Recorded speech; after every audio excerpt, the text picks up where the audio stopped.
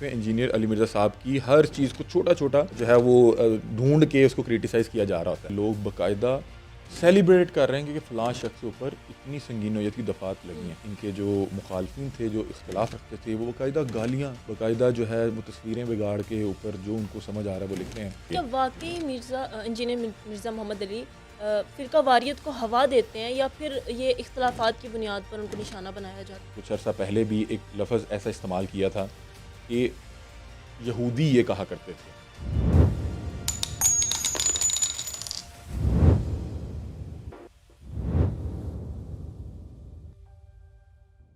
अस्सलाम वालेकुम नाज़रीन, क्राइम और के साथ मैं हूँ आपकी मेज़बान रुकैया बख्त। नाज़रीन, इंजीनियर मोहम्मद अली मिर्ज़ा को गिरफ़्तार कर लिया गया है। उनको बहुत से लोग सुनते हैं, स्पेशली यूथ उनको काफ़ी ज़्यादा सुनती है। मज़ीद इसमें क्या तफ़सीलात सामने आ रही हैं, हम जानते हैं अली हमज़ा से। अस्सलाम वालेकुम। वालेकुम सलाम। हमज़ा, हमें बताइएगा कि जैसे आपको पता है कल इंजीनियर मोहम्मद अली मिर्ज़ा को गिरफ़्तार किया गया है, तो इसमें मज़ीद क्या तफ़सीलात जो हैं वो सामने आ रही हैं? इंजीनियर मोहम्मद अली मिर्ज़ा आपको पता है एक स्कॉलर हैं बिल्कुल, और बहुत बड़ी तादाद में लोग उन्हें सुनते हैं। सुनते हैं। उनकी एक बहुत बड़ी ऑडियंस है और जहाँ पे उन्हें बहुत से लोग पसंद करते हैं, हुँ, वहाँ पे बहुत बड़ी तादाद में लोग क्रिटिसाइज़ भी उनसे करते हैं। इख्तलाफ भी करते हैं और बाकायदा बिल्कुल। दुश्मनी की हद तक इख्तलाफ करते हैं। और हाल ही में जो उनको पहले गिरफ़्तार किया गया, बताया गया कि इन्हें 3 MPO के तहत जो है गिरफ़्तार किया जी। गया।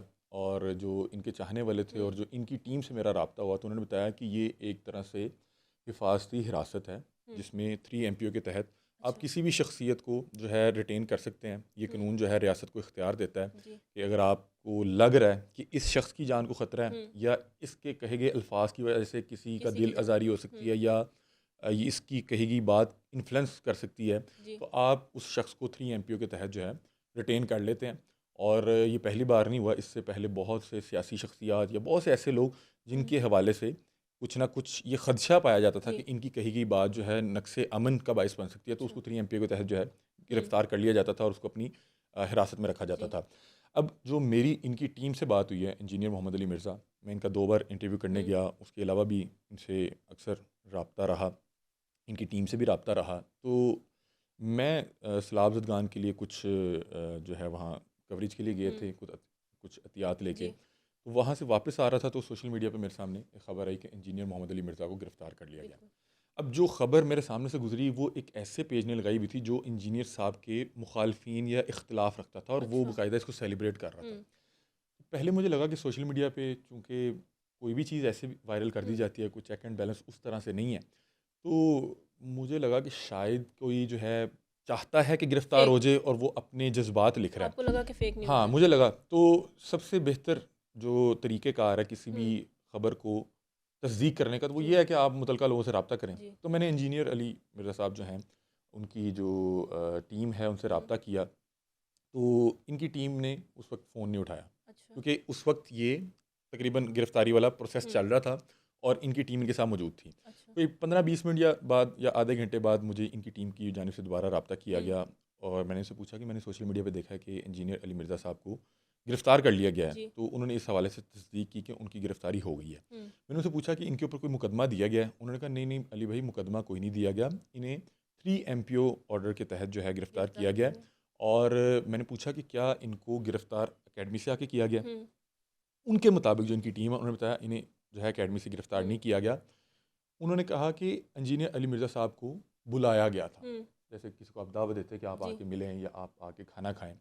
तो ये जब वहाँ मिलने गए तो वहाँ पे इन्हें बताया गया कि आपको हिरासत में लिया जा रहा है अच्छा। 3 MPO के तहत हुँ, और आपको 30 दिन के लिए हुँ, डिस्ट्रिक्ट जेल जो है जेहलम, वहाँ मुंतकिल किया जा रहा है। अच्छा। अब उसी रोज़ जो इनके इनसे इख्तलाफ रखते हैं, जो इनका हुँ, मुखालिफ धरा है, जिसमें जो है बड़े जय्यद उलमा हैं, जो इनसे इख्तलाफ रखते हैं, बिल्कुल। वो इनके हवाले से मुख्तलिफ जो है वो फतवे भी दे चुके थे। मतलब कि आसिफ जलाली साहब ने कहा हुँ, कि आपको पता है इनका हाल ही में एक क्लिप वायरल हुआ था जिसमें ये बता रहे थे कि फ़लाँ लोग का ये अकीदा या वो ये राय रखते हैं। जी, वो वायरल हो गया। हुँ, इनके जो मुखालिफ ज़रा वो तो इनकी वैसे ही जो इनकी जारहाना अंदाज़ है बयान करने का, हुँ, उसमें मुख्तलिफ चीज़ें ढूँढ के आपने अक्सर देखा है। जी। कभी किसी कोई ना कोई चीज़ जो है वायरल ही हो रही वर्ड होती को है। पकड़ लेंगे या कभी कोई ऐसा ही तलफ़्फ़ुज़ है। की गलती को पकड़ लेंगे या कोई भी चीज़, मतलब कि हुँ, बाकायदा तौर पे पेजेस चलते हैं जिसमें इंजीनियर अली मिर्ज़ा साहब की हर चीज़ को छोटा-छोटा जो है वो ढूँढ के उसको क्रिटिसाइज़ किया जा रहा होता है। हुँ, तो तो अब उनको एक ऐसी जो चीज़ जब सामने आई जो वायरल हो गई, तो उन्होंने उस पर बड़ा शदीद रद्द-ए-अमल दिया और जो है आसिफ जलाली साहब ने तो बाकायदा फतवा दे दिया। और दीगर जो उलमा कराम थे वो भी जो है वो प्रेस कॉन्फ्रेंसेस कर रहे थे और एक रियासत पे बहरहाल प्रेशर तो बिल्ड हो रहा था। जी। इंजीनियर अली मिर्ज़ा साहब की टीम के मुताबिक उनको कहा गया कि आप तकरीबन 1 माह अकेडमी में ना आएँ अच्छा। और अपने बयान रिकॉर्ड ना करवाएं, जिस पे इंजीनियर अली मिर्ज़ा साहब की जो टीम है उनके मुताबिक उन्होंने मना कर दिया था। अच्छा। और उसके बाद ये बुलावा आया कि आप मिलने आएँ। हम्म। ये मिलने गए, इन्हें सारी चीज़ों से आगाह किया गया कि जी ये प्रेशर बन रहा है और आपको 3 MPO के तहत 30 दिन के लिए जेल मुंतकिल किया जा रहा है।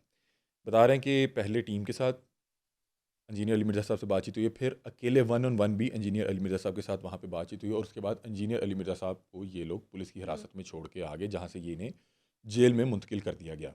और बता रहे हैं कि इंजीनियर अली मिर्ज़ा साहब मुतमईन भी थे और ख़ुद इस चीज़ के लिए राज़ी भी थे। अब उसके बाद मतलब कि पता लगा कि 3 MPO के तहत रखा गया है, कोई मुकदमा कोई कुछ नहीं है।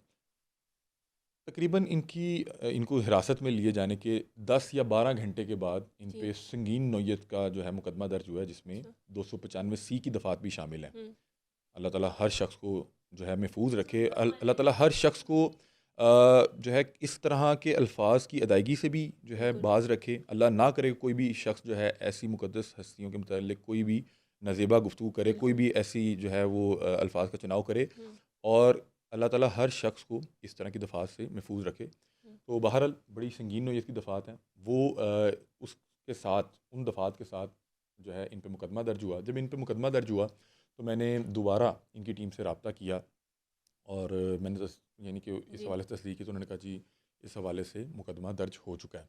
अब जो इस मुकदमे के मुद्दई मुकदमा है वो हैं हुमैर अली कादरी।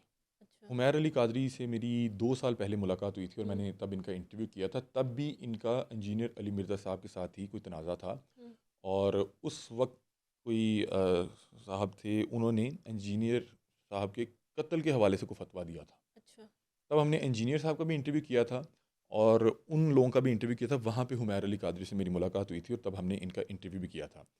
अब 2 साल बाद जब ये क्लिप वायरल हुआ तो उसी शख्स ने, उसी साहब ने इनके ख़िलाफ़ जो है वो FIR की दरख्वास्त की और जिस पे इनके ऊपर ये इस संगीन दफ़ा के साथ मुकदमा दर्ज हो गया। इस मुकदमे के दर्ज होने से पहले जिस रोज़ गिरफ़्तारी हुई है, मुझे एक अननोन नंबर से फ़ोन आता है। मेरे पास क्योंकि मैंने मोबाइल चेंज किया था तो बहुत से नंबर जो हैं उसमें सेव नहीं थे। मैंने उठाया तो उन्होंने बताया कि मैं हुमैर अली कादरी बात कर रहा हूँ।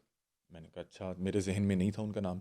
उन्होंने बताया कि आपको याद होगा आप एक बार गुजरात आए थे, वो फ़लाँ फ़लाँ इंटरव्यू किया था। मैंने कहा हाँ हाँ हाँ, अब मुझे थोड़ा सा याद आ गया। अब तब तक मुकदमा दर्ज नहीं हुआ था। उन्होंने कहा कि ये जो अभी हालिया गिरफ़्तारी हुई है इसमें हम लोगों ने बड़ी जो है वो मेहनत और हमारी बड़ी काविश है, हमारा बड़ा अमल दखल है, तो आप मेरा इस हवाले से मौक़िफ़ लें, इंटरव्यू करें। मैंने उन्हें बताया कि मैं तो इस वक्त सवात हूँ, तो मेरे पास कोई ऑनलाइन कोई इस तरह की कोई चीज़ तो नहीं है कि मैं आपका इंटरव्यू करूँ। तो उसके तकरीबन 24 घंटे के बाद मुकदमा दर्ज होता है और फिर जब मैं देखता हूँ मुद्दई मुकदमा, तो वो साहब थे, उन्होंने मुझे उस वक्त तक नहीं बताया था कि मैं ही मुद्दई बनने जा रहा हूँ या मैंने कोई दरख्वास्त दे रखी है।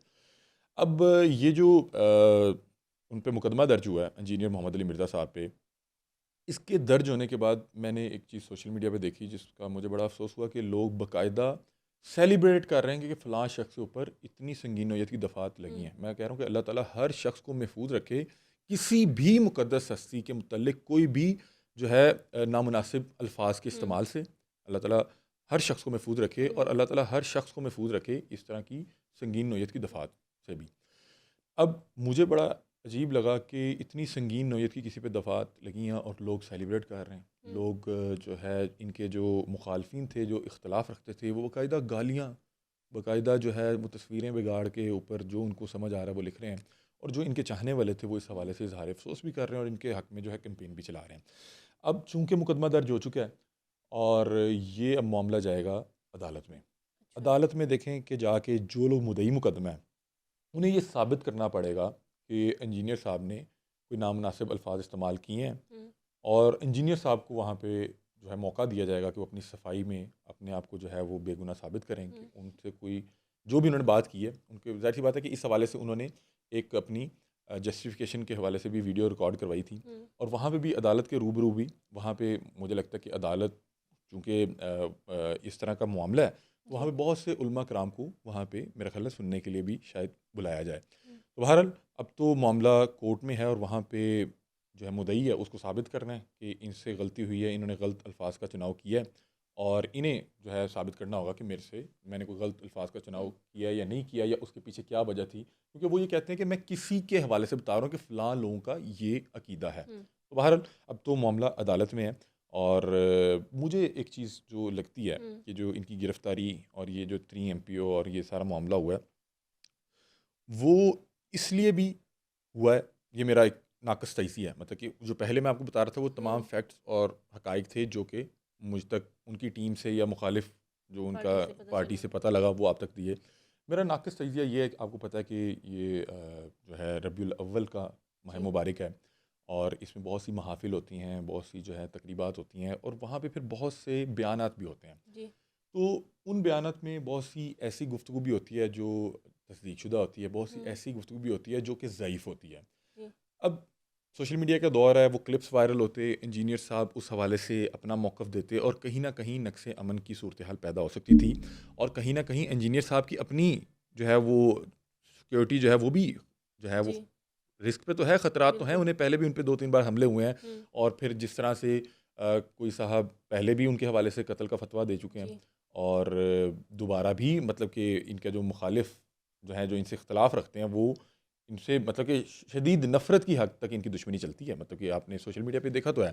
तो मेरा ख़्याल है कि रियासत ने पहले इन्हें कहा कि आप 1 महीना ये हुँ। जो माह मुबारक है, रबीउल अव्वल है, इसमें आप ना बयानात रिकॉर्ड करें, जी। क्योंकि बयान रिकॉर्ड करेंगे उसमें वो अगर कोई ज़ईफ़ बात कर रहा है वो उस हवाले से इख्तिलाफ़ी बताएँगे बयानात। तो कहीं न कहीं कुछ ना कुछ जो है वो इख्तिलाफ़ी सूरत हाल पैदा हो सकती है। तो मेरा ख़्याल है कि रियासत का ये ख़्याल था कि 1 महीना थोड़ा-सा इन्हें जो है कस्टडी स्क्रीन में से लेना। रोका जाए और इन्हें कहा जाए कि आप खुद 1 महीना कहीं पे खामोशी इख्तियार करें। हुँ। लेकिन जब उन्होंने मानने से इनकार किया तो फिर रियासत ने उन्हें अपनी जो है अपनी कस्टडी। तहवील में रखा और तहवील में लेने के बाद शायद वो ये चाह रहे हैं कि अब जेल में तो ज़ाहिर-सी बात है कि कैमरास तो नहीं होंगे, हुँ। तो शायद मेरा ख़्याल है कि कुछ अरसा इन्हें वहाँ पे रहना पड़ेगा और उस दौरान जो अब मुकदमा है, वो जब मजिस्ट्रेट के सामने पेश होंगे और अदालत में पेश होंगे जज के सामने, तो वहाँ पे मेरा ख़्याल है कि उनके पास इल्म और दलील तो है। हुँ। आप उनसे इख्तिलाफ़ कर सकते हैं बहुत सी चीज़ों में।